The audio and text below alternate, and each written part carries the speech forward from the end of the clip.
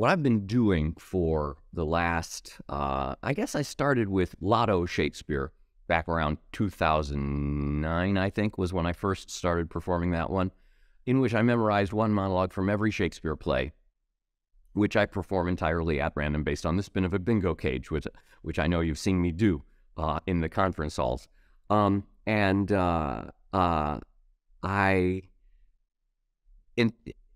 I went from that to doing what I call the Breakneck series of plays, in which I do all of Shakespeare's histories in 1 hour.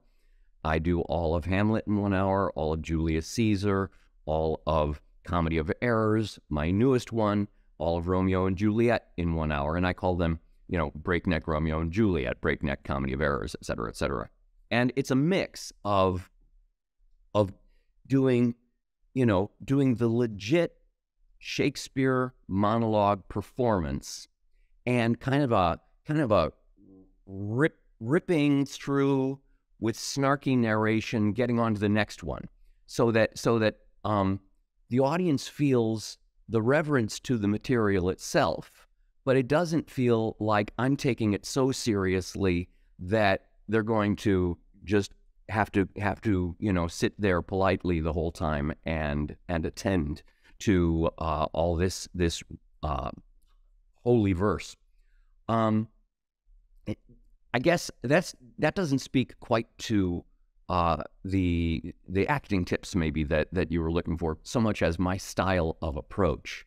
As for acting tips, I've written a book called Acting at the Speed of Life, Conquering Theatrical Style.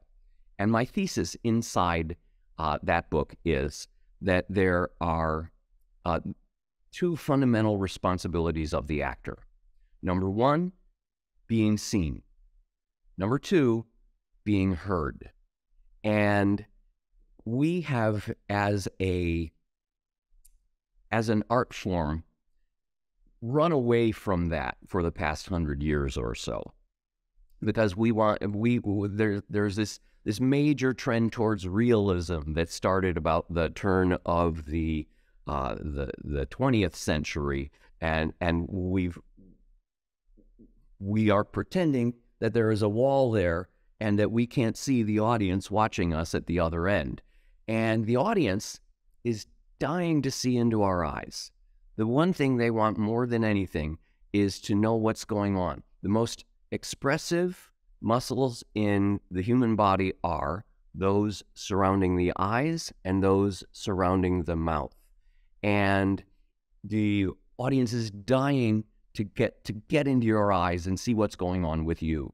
And that, I don't have to do anything as long as I'm accessible and available. And I think that's what they mean when they say presence. I'm available, I'm present for an audience to extract whatever information is going on in my face at any given moment. When I feel, and the modern actor likes to have eye contact, not with his audience, but with the other person on stage. And you can see just from my turning profile like this, how much less information is available to you than you had when I was present like this. So part of the problem is the young actor, especially, looks out into the audience and loses his sense of self, or her sense of self. We are suddenly conscious of being looked at and being judged. Over here is my fellow actor who I've been in rehearsal with for 6 weeks, and we are in agreement on everything that we are going to do here on stage together. I know what he's going to do. He knows what I'm going to do. I see him in costume, and that reminds me that I'm living in the same period as he is. And so there's a reinforcing loop that happens there when I stare my fellow actor down. But that's not really how life works. People hate eye contact in real life. I mean, I'm not talking about audiences wanting to see into your eyes. I'm talking about in the course of a casual conversation. If somebody starts staring you down, you start getting uncomfortable. You want to look away. If I ask you a random question, what did you have for breakfast this morning? Most people, rather than continuing eye contact, would look away to a neutral space where they can project an image of what was for breakfast. and then come back and report on the fact that I had eggs and toast. If I asked what you wore yesterday, you would create another image in your mind, blue jeans and a t-shirt, before you can come back. That's just naturally how we work as human beings. But actors suddenly staring each other down, it makes them feel good because they know they're in character, but they remove themselves both from the reality of how their interaction would naturally work and from the desire of the audience to get all the information of what's going on with this guy here and now. So that's the being seen component of the two fundamental responsibilities of the actor. The other one is being heard. I've been, working on my entire life. I started acting in high school, and they would yell, project, I can't hear you. And a lot of actors get that, and they pipe up for a little bit, but then they come back down, and they mutter and they mumble. And I guess it's just a life's work to train your lips and your tongue to fully articulate everything that you are trying to say. And especially working with Shakespeare, I have an exercise out of, this is drawn from the workshops that I do with actors on tour. And we turn to Hamlet's, "Oh, that this too solid flesh" speech. And that one builds up to a climax where Hamlet ends up saying, "O most wicked speed to post with such dexterity two incestuous sheets! It is not, nor it cannot come to good, but break my heart, for I must hold my tongue." To actually fully articulate the tongue twister that is, incestuous sheets, it's both an ugly image in Hamlet's mind, but it's also a strain on the tongue and the mouth, and it puts such a stress on the expressiveness that the actor feels a parallel anxiety that Hamlet is going through, a parallel fury.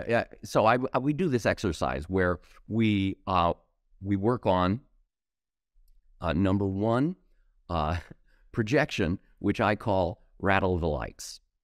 So, for instance, if I don't want to blow the speakers on this thing, but if I am fully projecting and getting my voice out there, the voice has sound waves and an impact on the physical universe.